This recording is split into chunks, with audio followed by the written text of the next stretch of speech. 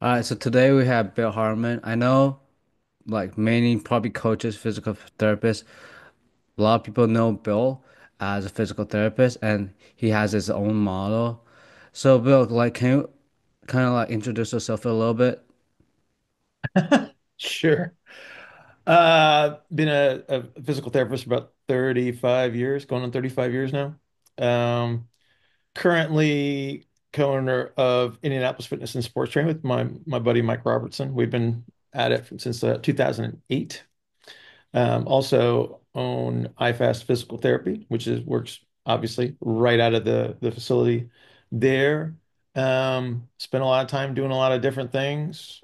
Worked in the performance realm, still work with a lot of our high level athletes. But most of my time is spent teaching the model that I've evolved over time, and that's the Unified Health and Performance Continuum model, which we had to give it a name. So there you go. We had to call it something apparently, and so we've done that, and then established the UHP network, which is where I spend most of my time, most of the teaching. That is the home of all of our current and future coursework. So we've got a principles and concepts course that actually starts next week based on where the day that we're recording this. Hmm. So it's in February. And then obviously we have the really intensive, if you will, the little educational experience that we do where we lock people into a teeny tiny little room for about 4 days and basically turn on the fire hose and have everybody take a drink of it so they can get a really in-depth exposure of this model. But like I said, we're sort of branching out now at this point and allowing more people access to the information. So we got about 2,000 people on the network right now. Yeah, so that's pretty cool.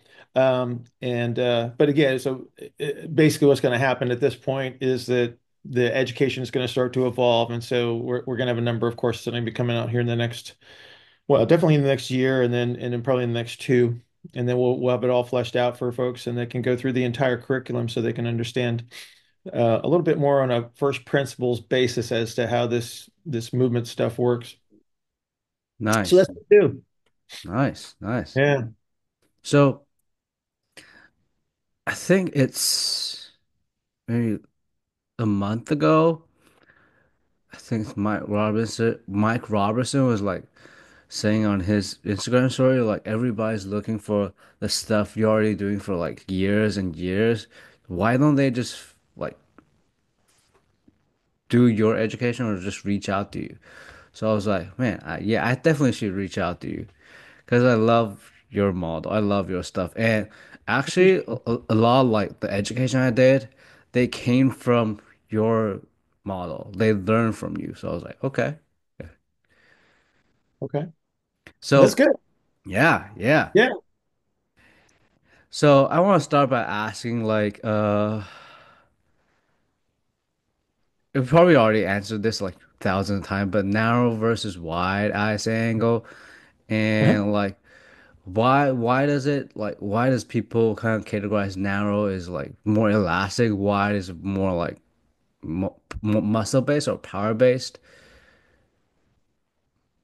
Well, I don't think it's quite that simple, but essentially what you're looking at is you're looking at the constraints of the system. So if the system is designed a specific way, has a specific form, has a specific shape, it will allow certain things to occur. So we have a constraint on the structure. So I can't do anything that is outside of my structure, outside of my capabilities.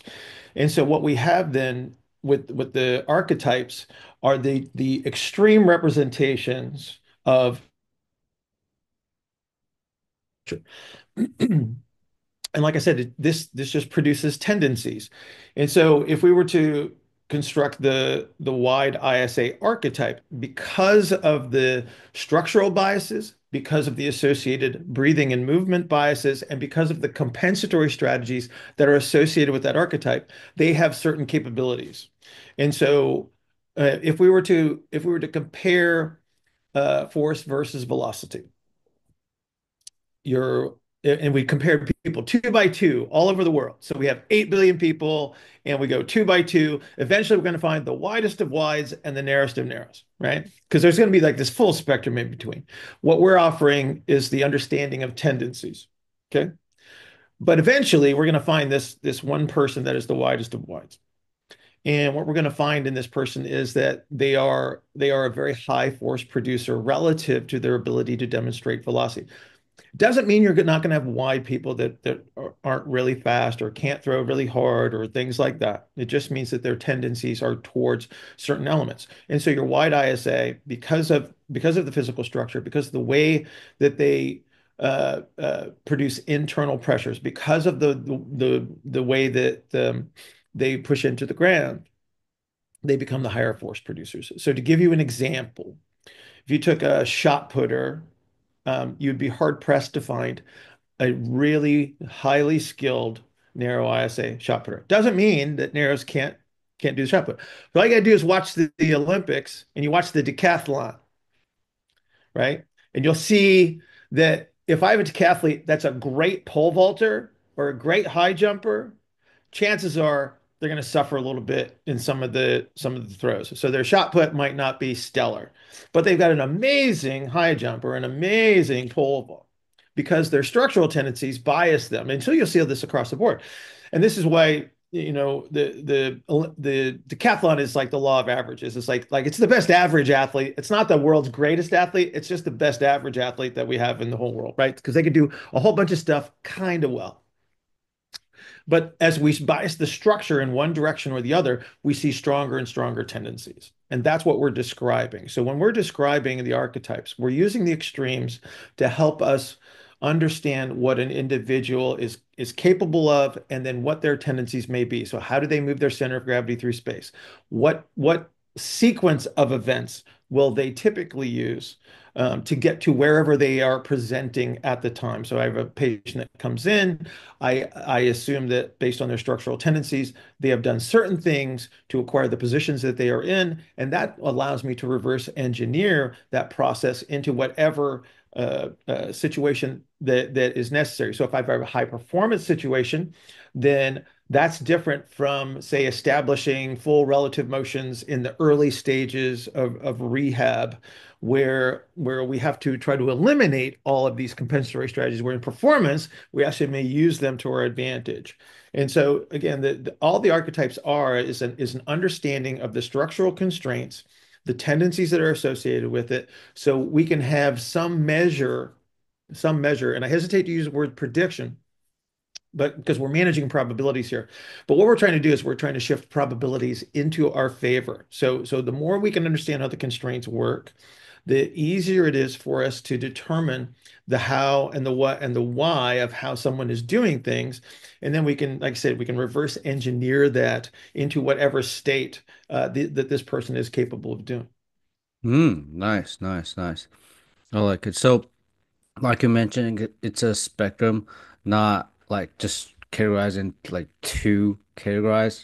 Right. But I know that, correct me if I'm wrong, but I kind of feel, as I remember, I think you kind of bucket people in like four different categories into when it comes to like how the gut moves or like elastic versus like power. And it's kind of like pelvis shape.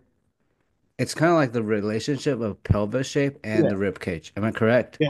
Okay. So what you're talking about is the configuration. So there's two archetypes. The extreme is the wide helical archetype. The narrow helical archetype are the two extremes of the foundational archetype. But within that, there are other structural elements that have to be considered. And so these are the four configurations. And this has to do with the diameters of the inlet and outlet shapes of the thorax and of the pelvis. And so that then there are structural tendencies. So if we go, like I can give you four examples, and that'll help kind of clarify this.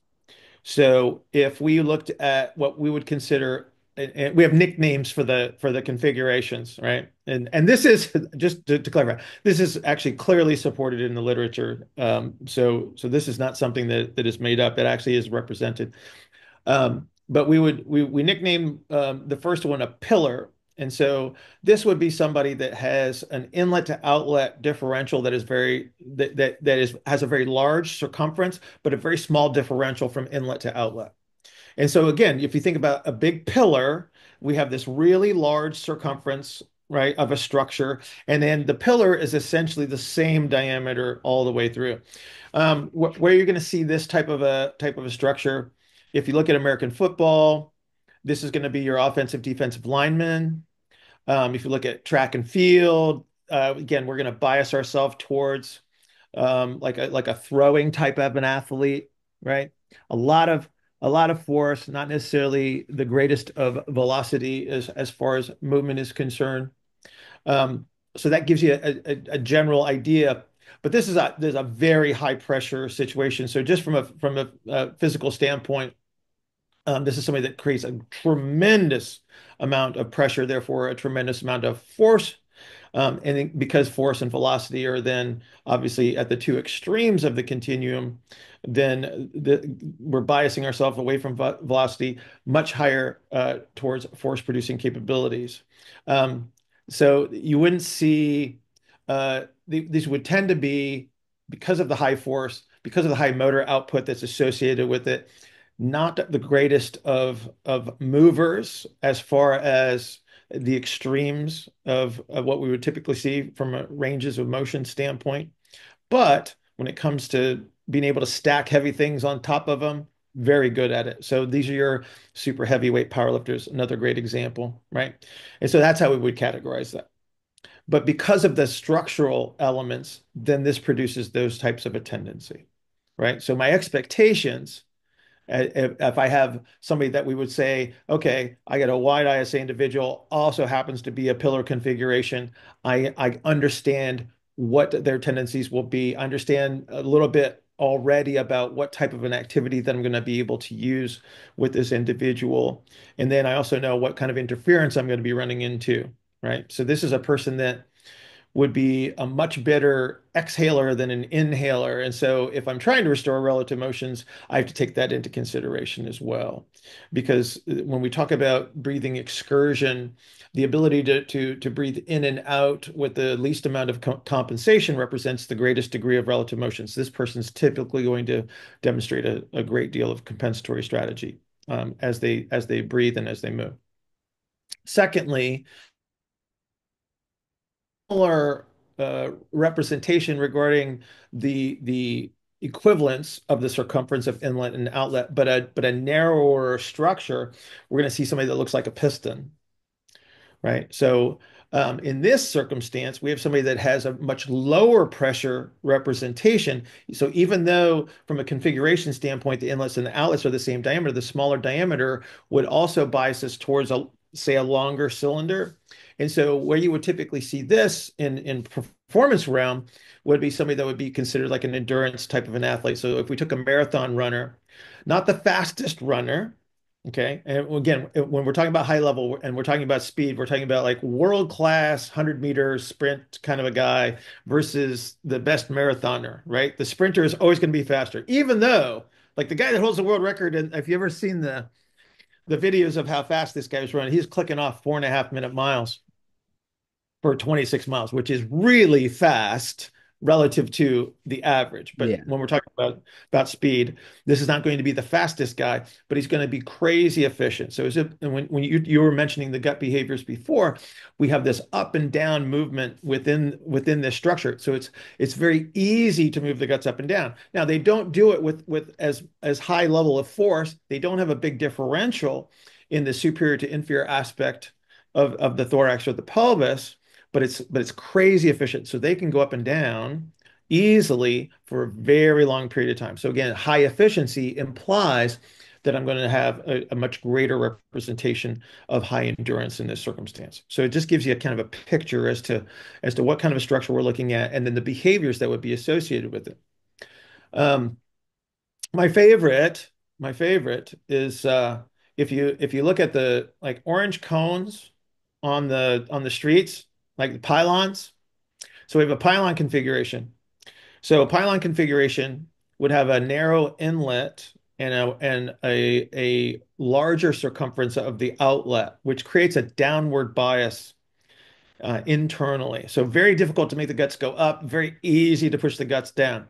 And so my little joke that I make is this is my accountant. So typically your greatest athletes do not have this configuration. Now there's some that can overcome this. You'll see it like in basketball. It's not uncommon to see a very large human being with a pylon shaped bias. They're not the greatest jumpers, but they're great positioners. So if you look at some of the larger guys with this pylon configuration that do reach the level of professional sports, they don't move incredibly fast, but they're also difficult to move. And so if you think about how basketball works, if I want to be a great rebounder, it's all about being in the right position at the right time. So they're very, very good at this, and then they're very difficult to move out of this position. So they can still be successful as athletes. We can teach them to actually unweight themselves for short periods of time so they can move their feet very quickly for positioning purposes, but they tend to not be the best jumper. They're not going to be the fastest kid in the class. And that's why I make the joke about this is my accountant, because my accountant is this physical structure, first and foremost, which I'm really glad he is because he wouldn't be such a great accountant and saves me a lot of hassle and money. Okay. On the other end of that spectrum, we take the opposing strategy, which would be a funnel shape. So a funnel shape would have a larger diameter in the superior aspect, so in the inlet, narrower diameter in the outlet. In that circumstance, it is very easy for this person to unweight themselves. So these are the people that tend to be the fastest kid in the class. They tend to be the best jumpers. They tend to be the people that we are in awe of as far as their athletic capabilities are concerned, in almost every respect. You're going to see this configuration showing up. So I always make the comments like this is Michael Jordan. Like Michael Jordan is a funnel shaped athlete. If you were to look at like an average air time for vertical jump, I believe like on the average, and I think this is across professional basketball, it's about 0.53 seconds in the air, which is a decent amount of time. And I believe Michael Jordan hit like plus zero point 0.8.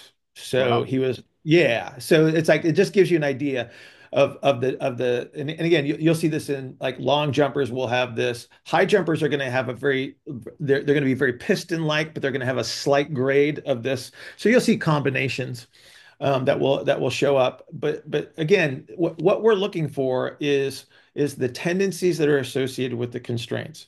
And occasionally we will see people that can actually overcome some of these physical constraints. It doesn't mean that the model is wrong. It just means that there's another factor that has to be accounted for that has the capacity to overcome these things. And so that's what we're trying to understand when we're talking about anything associated with physical structure, right? There's going to be something that lends itself to these certain capabilities. The better we understand that, the better we understand how and why people do things. And then, like I said, it allows us to either reverse engineer a process to get people into situations where pain might be interference or lack of movement might be interference or raise their performance.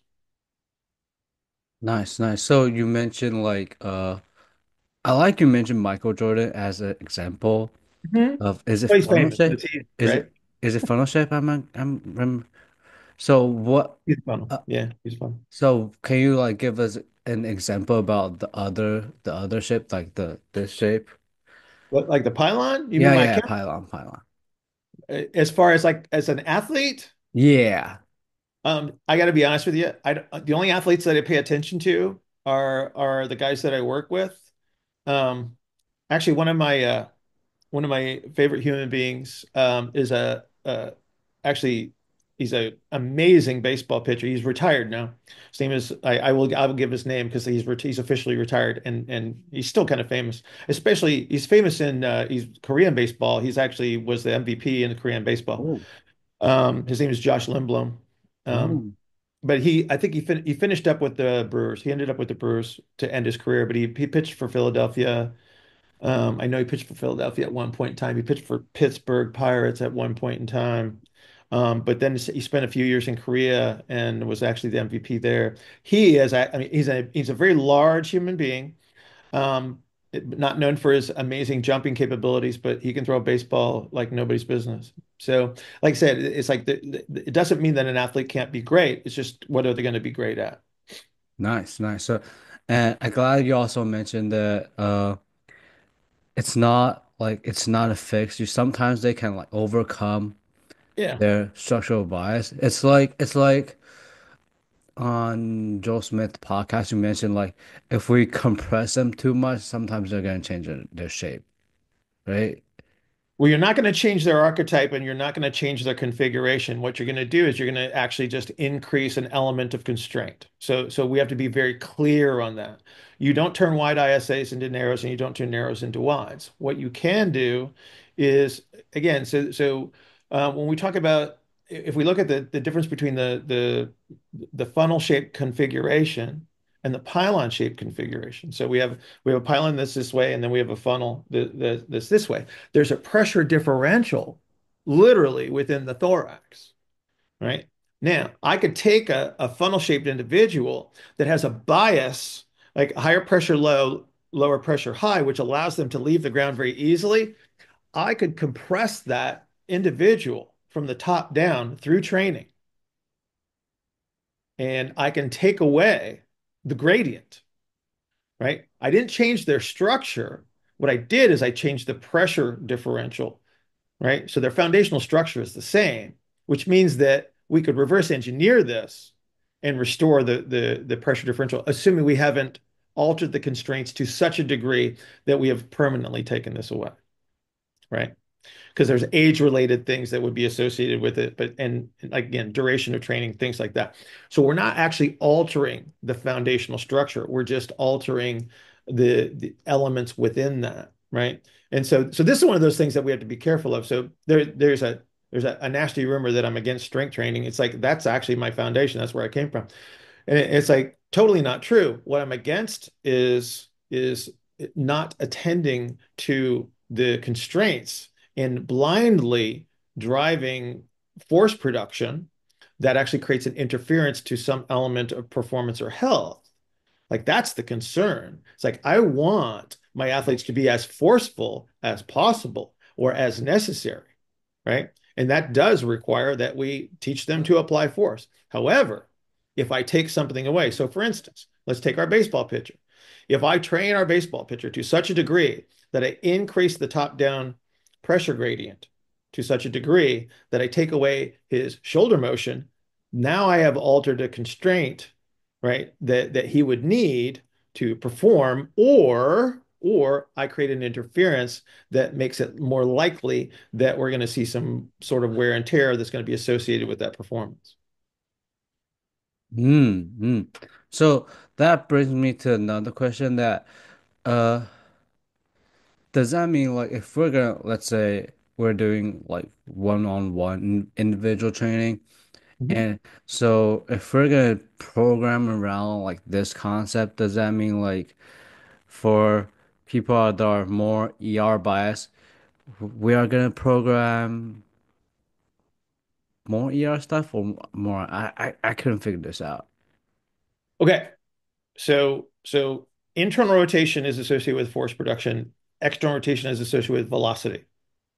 It's the interaction, it's the interaction that we have to attend to. So a narrow ISA would have an external rotation bias, so velocity-based bias. It doesn't mean that they can't be a high force producer. It just means that the space that they have available to produce force, the time that they have to produce force would be smaller, right?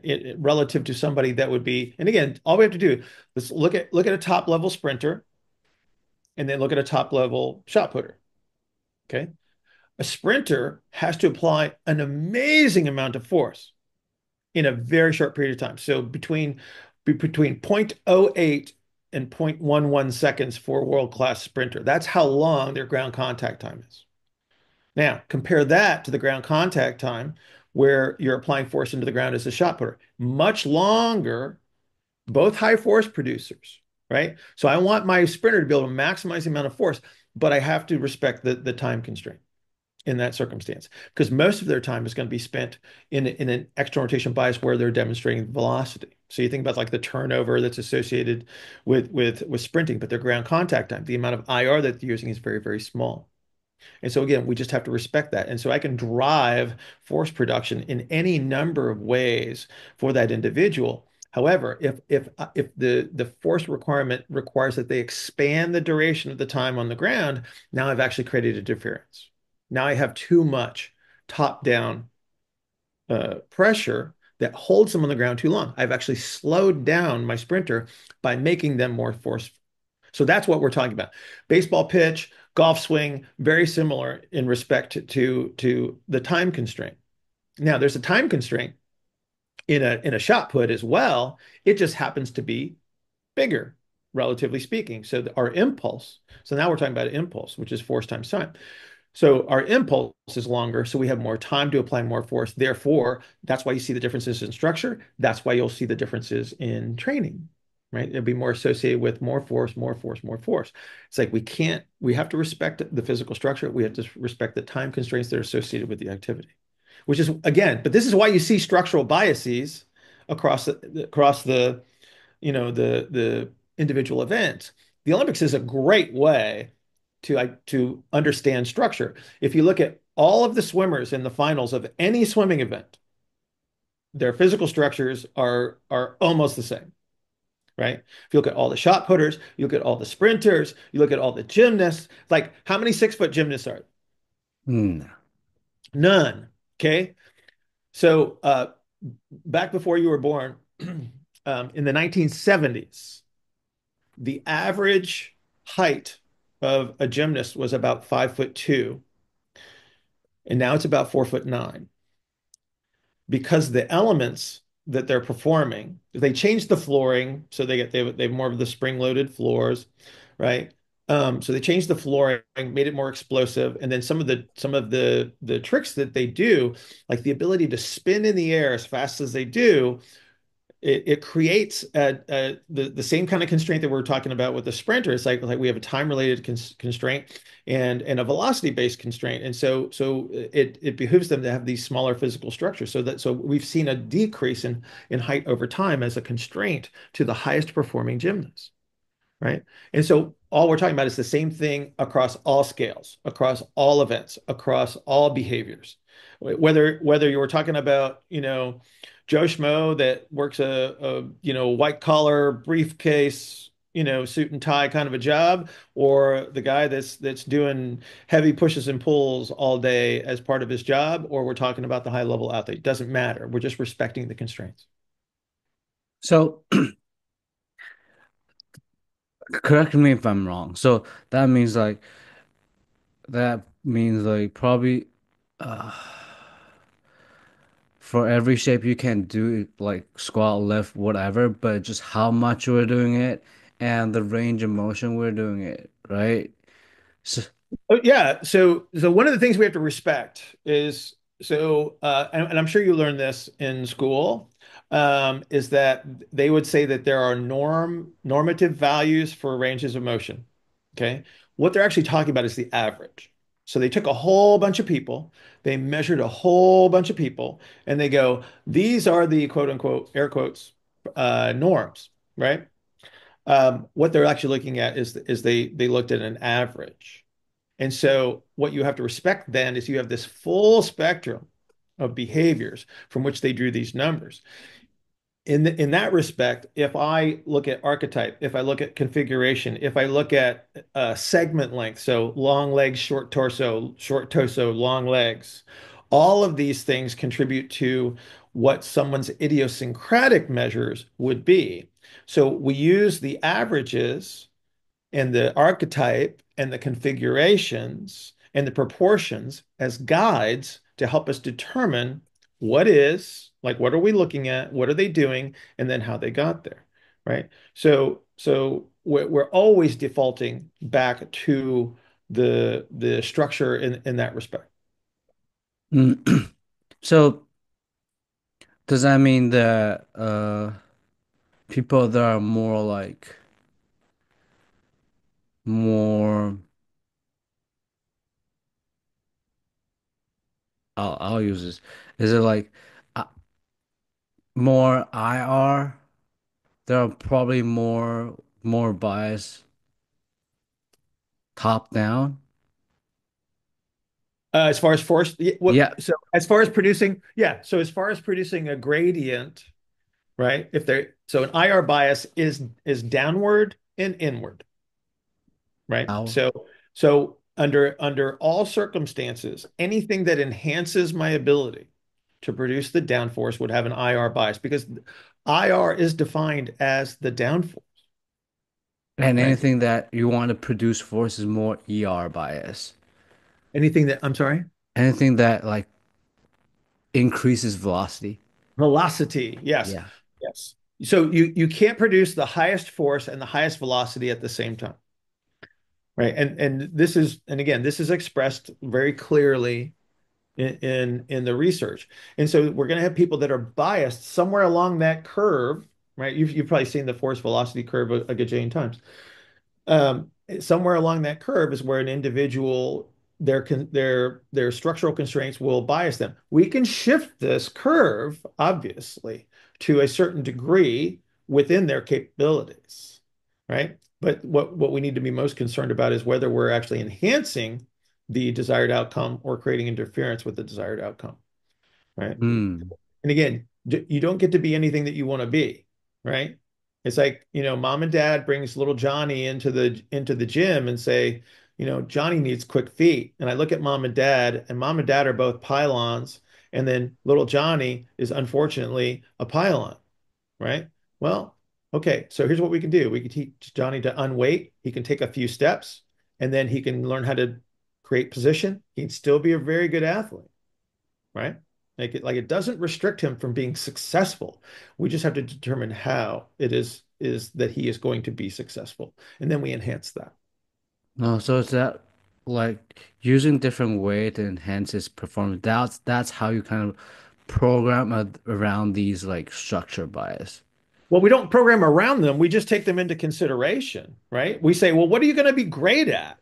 Okay, well, let's not try to make you something that you're not, right? Like you've done enough vertical jump testing to understand. Like you look at somebody, like they walk in the door and you go, this guy's going to have some problems, right? Yeah.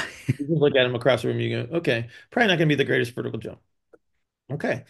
So when we talk about increasing the capacity to leave the ground, it's like, can we take a pylon and teach them to jump higher? Yes. Are they going to be the best jumper in the room? Most likely not, unless they have some other element that they can manage, right? That again just overcomes the limitation of another constraint, right? It would just be unusual in that circumstance.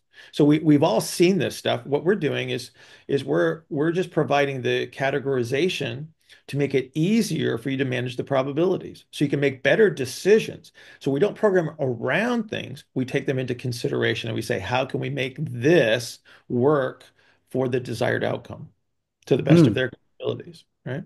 Makes sense. Makes sense. Uh, so if we want a wide ice angle to like make him more like ER bias, but sorry, yeah, wide Mhm. ice more, yeah. Mhm. How can you give me an example? How would you do that? Well, again, there would be some measure of limitation. So it's not that they can't access external rotation. Okay. I mean, you have wide ISA baseball pitchers that do exceptionally well.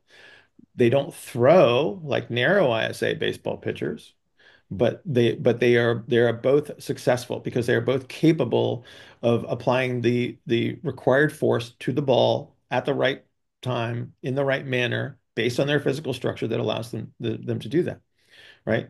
So when you talk about trying to increase their bias, it's like you're not really altering the bias. What you're allowing them to do is access their capabilities. So all wide ISAs, if they're able to move,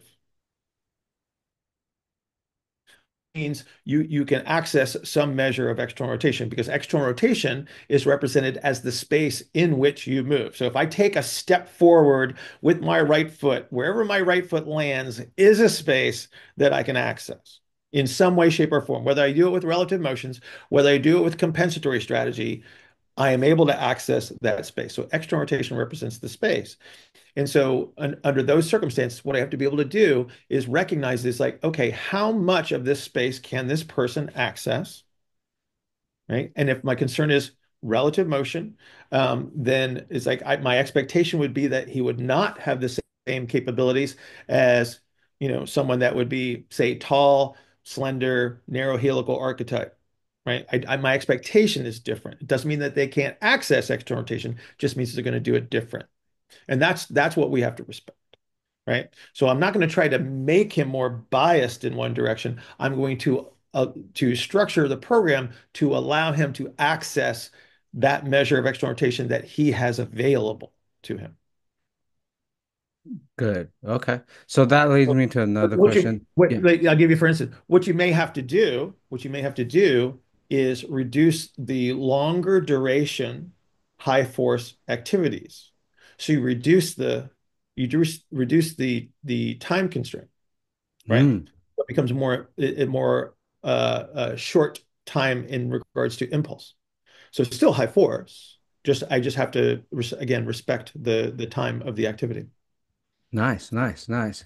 All right. So that kind of leads me to another question that when it comes to like increased performance, like you mentioned, if we want, let's say I take a narrow ISA angle and kind of like if we just follow the structure, do like all the time, we just do fast, uh, fast lift, ballistic lift. Do you think there's a need to do the exercise that goes to the other spectrum? You mean like a slower, heavier? Yeah, yeah, yeah. Is there a need to do I don't that? know. I don't know. We would need the circumstance that would define whether we need to do that or not. So for instance, if I need somebody to be able to hold the duration of internal rotation for a longer period of time, absolutely. Absolutely. Like there's no question about that. And again, same thing that we were talking about with the wide helical archetype not having the expectation of having the same amount of ER that somebody would be narrow. It's like it's not that the narrow doesn't produce high force, doesn't it's not that they don't have the capacity to internally rotate. It's just that again, it's a smaller window, if you will, smaller space, smaller amount of time that they would have available to do so. There's certainly reasons. I mean, I need to be able to resist the top-down gradient, right? So if you do something with your upper extremity, okay, like a medicine ball throw, you're creating a top-down pressure gradient by doing so. If I cannot resist the top-down gradient that is produced in that activity. So if I have a pelvis that can't produce enough upward pressure to meet the downward pressure, right? That means that the bias is now downward. That means I'm taking away joint excursion in the upper extremity and in the thorax, right? I'm increasing the duration of my time on the ground and I'm reducing my velocity that would be associated with the throw. Well, the way that you would train that is actually using activities where I have to increase the amount of force that I push into the ground. As an example, a trap bar deadlift, I have to push the ground away to bring the bar off the ground, right?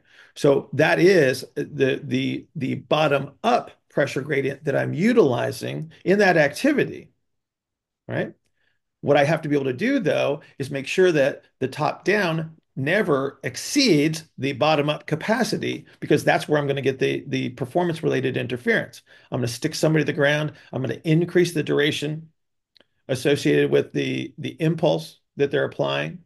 And I've actually ruined their performance. I've made them slower, right? So I just have to respect that. And I have to be able to identify where that threshold is. Hmm. And we do that by just following key performance indicators. So this would be shoulder ranges of motion, throwing velocities, etc. Nice, nice. So I kind of need you to dumb it down a little bit for me. So if a trap bar deadlift is bottom up, what would you consider like top down? Well, there's a bottom up and there's a top down because again, you're constraining the upper extremity with the load, right? There's always a bottom up and a top down, always. What we have to decide is all right, what is the intention of the activity, right? Is it just to put is it if it's just to put weight on the bar, then there's an absolute pressure that has to be achieved, but there would be no time constraint in that circumstance. So if I was trying to do a max effort single in a deadlift of any kind, max effort, no time constraint, doesn't matter, right? All I have to do is create enough pressure to overcome the load. So I could do it if it takes me 10 seconds to lift that weight, right? Doesn't matter because my intention is to move the most weight possible. However, that top down gradient, so you think about how slow that lift might be, right?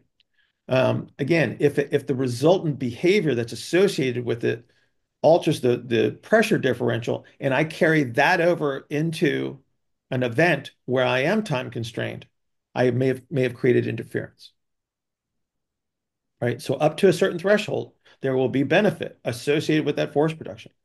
But once I exceed the ability to maintain the bottom up element of it, now I've increased the amount of time, and therefore it becomes interference.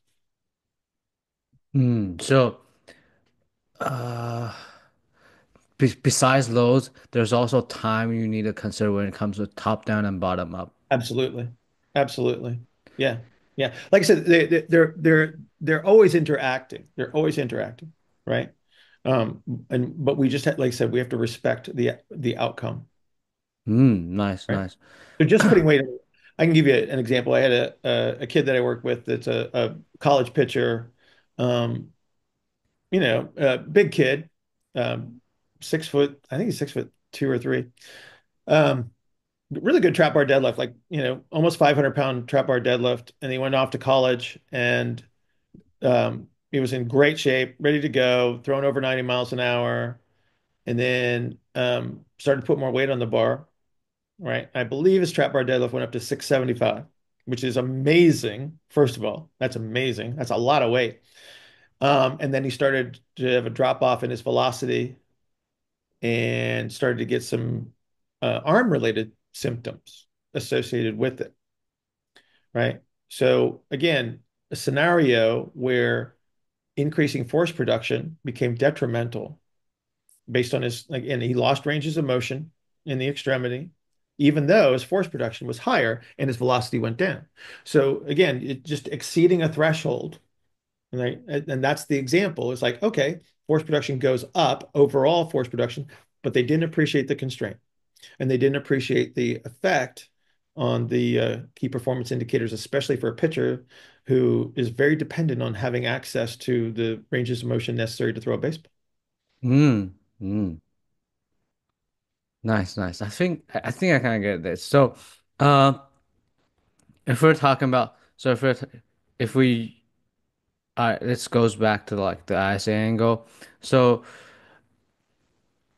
when it comes like rotational athlete, like we only talk about vertical or like linear movement, but when it comes to like rotational athlete, like which ones rotate faster? Is it wide or now? I can't. Yeah, I still can't. Okay, so again, this kind of lends itself back to the shape and velocity, right? So I will give you a for instance. Have you ever watched figure skating? Yeah, yeah. Okay, every individual figure skating routine ends the same way, right? They always do the spin at the end, right? You understand?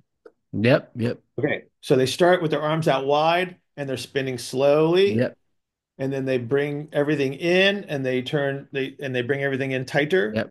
right? Okay, so what they're doing is they're saying, I'm a wide helical archetype, so they create an influence that spreads out their mass across a wider diameter. Okay. And they would turn more slowly and to a lesser degree. As you bring your arms in and you get closer to the long axis of the actual skeleton, it becomes very, very easy to turn, relatively speaking. Relatively speaking. So your wide helical archetypes they tend to turn less. It doesn't mean that they can't turn. It just means that they are less biased towards the turning capability, whereas the narrows would be better turners. Okay, easier. They have much more space available to them because again, this is an ER space problem, right? So the amount of external rotation that you can access allows you to access the turn.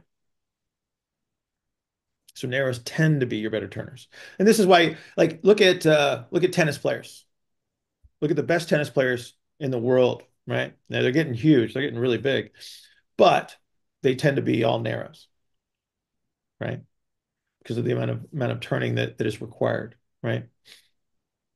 So it also go back to like what we mentioned, top down versus bottom. It's depend on the structure, depend on the person. Yeah. What is top down, what is bottom up? Am I correct? I'm not sure what you mean. Sorry. So like if I'm let me think. So bottom up, top down is not like fixed, not a fixed definition. It depends They're on the they're person. both they're it's an interact, it's always interacting, right? It's like gravity creates a perceived force, right?